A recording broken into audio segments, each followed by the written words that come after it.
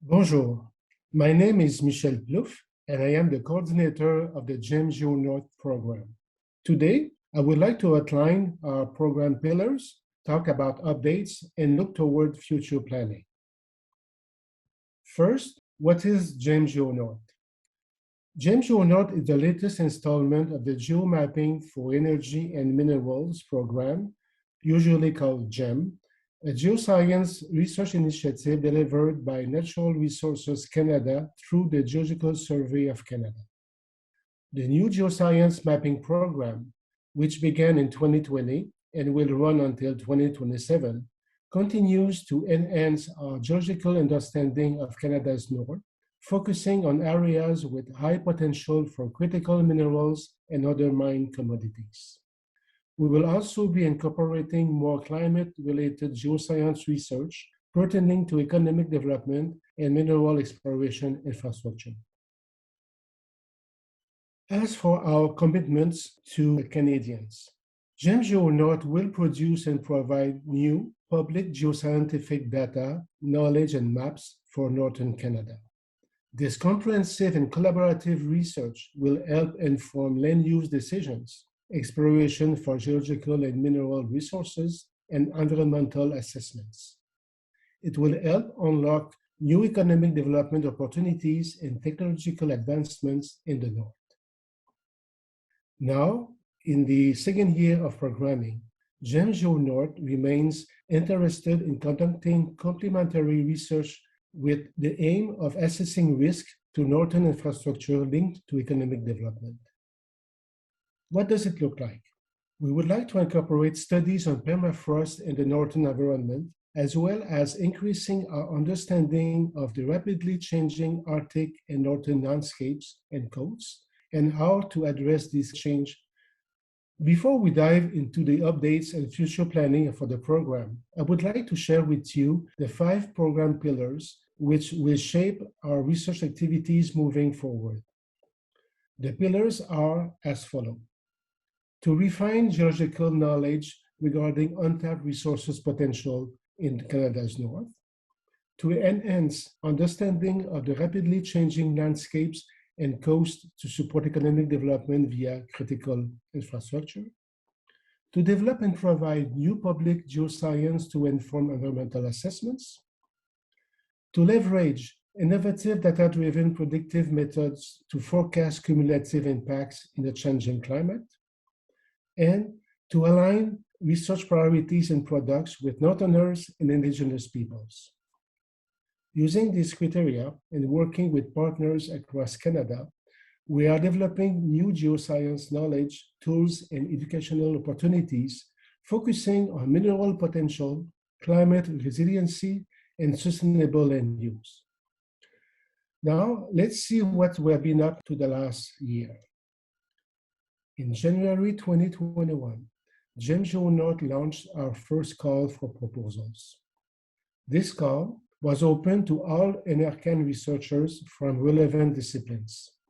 Proposals aligned with one or more of the pillars described earlier, as well as focused on knowledge gaps and geoscience needs for the research areas identified by the program.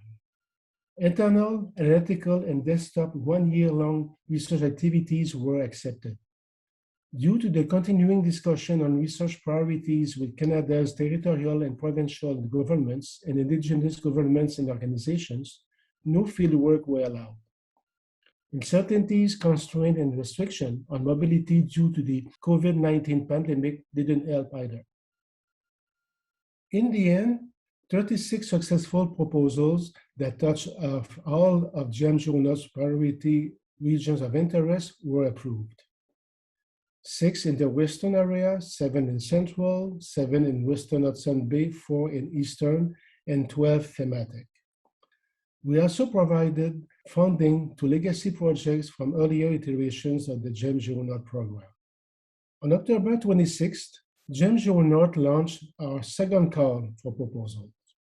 This call is open again to all NRCan researchers from relevant disciplines for 1 to 3 year research plans. Successful proposals will have to demonstrate a strong alignment with the first pillar of GEM GeoNorth regarding resource potential, economic growth, and infrastructure development in the North. Proposal may also contribute to any combination of the remaining four pillars. Proposal should also focus on knowledge gaps and geoscience needs for the research priority regions or the thematic priorities. Proponents are encouraged to foster collaboration with internal and external partners, such as provinces and territories, industry, academia, and indigenous organizations. Research regarding regional geophysical and geochemical surveys will not be considered within this call for proposal, as they are included in the evergreen plan being discussed with provinces and territories. Program-level alignment of research priorities with Northerners and Indigenous peoples is a critical component of the GEM GeoNorth program and is an ongoing process.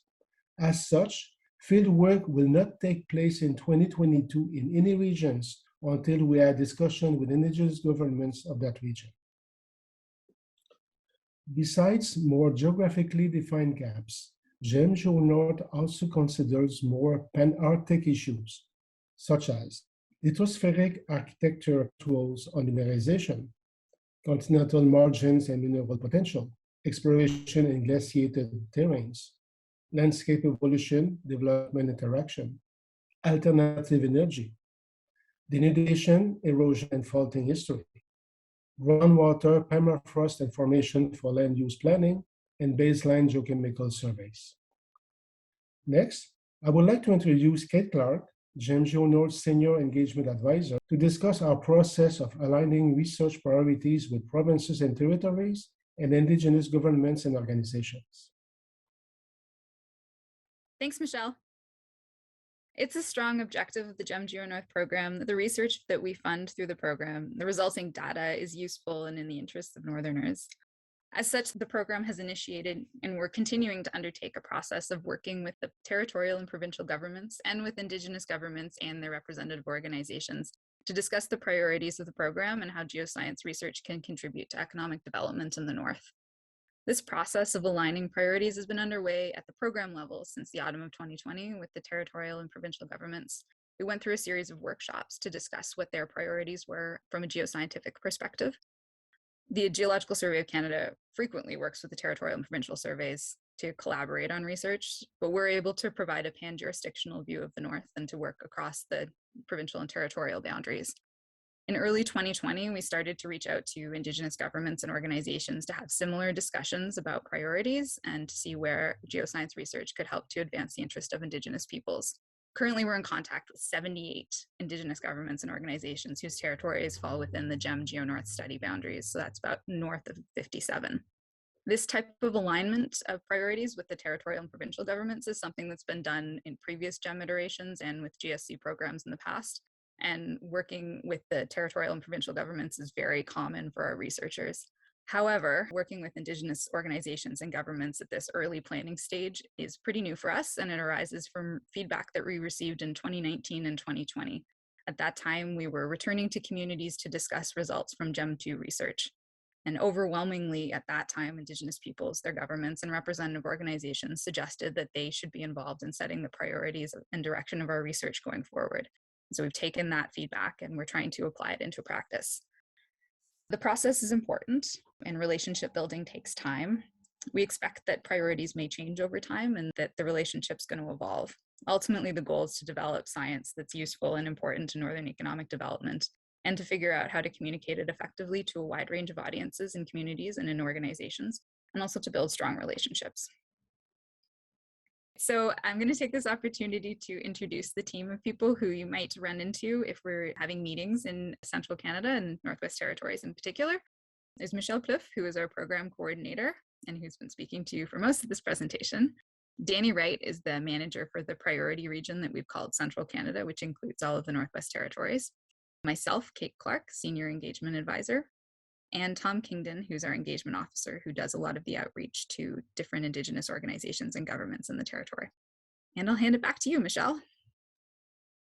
Another development of GEM GeoNorth was the launch of our first geoscience and multidisciplinary grant funding last September.